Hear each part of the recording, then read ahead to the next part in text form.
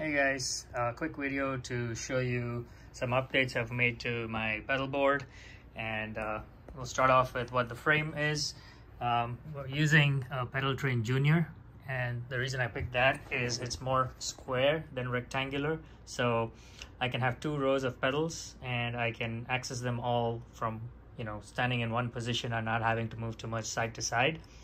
To power everything, I've got a strict power supply in the back, and this is an isolated power supply, so it gives you individual outputs and reduces noise.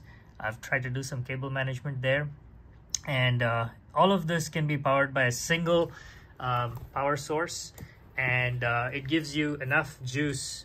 I believe it's 500 milliamps per output, and then there are a few high amp outputs, like a 1 amp output that I need for this modeler. So in terms of signal flow, it starts with the wah pedal. This is a Vox wah, and then that runs into a dyna compressor by Joyo, and then that goes into an overdrive.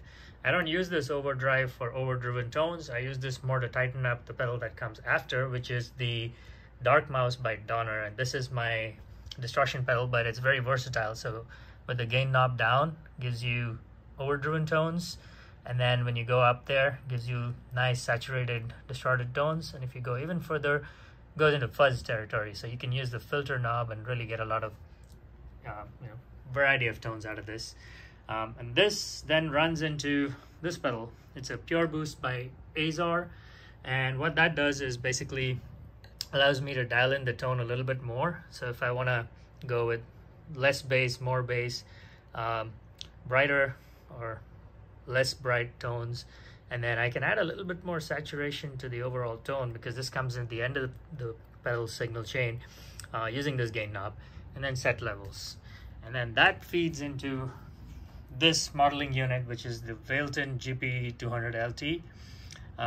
By default, I run this with a matchless amp simulation, and I use right now I'm using a Bogner SV cab sim, and I basically use a few different effects on this. So I get all my tone from my pedals, and I stick to a clean tone on the amp sim itself. And so I use delay, and this knob adjusts the amount of feedback on the delay. And to increase or decrease the delay, I use this passive expression pedal by Paint Audio.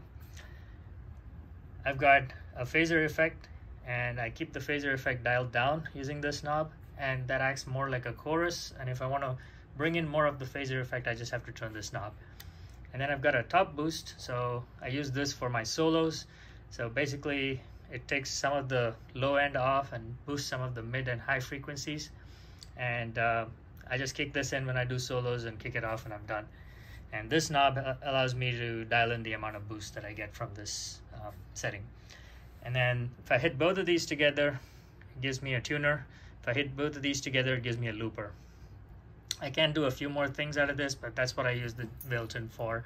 On the back, it's got it's got a USB, and the USB allows you to either put audio into this or use this as an audio interface and record from it directly. Then there's a couple of balanced left and right outs.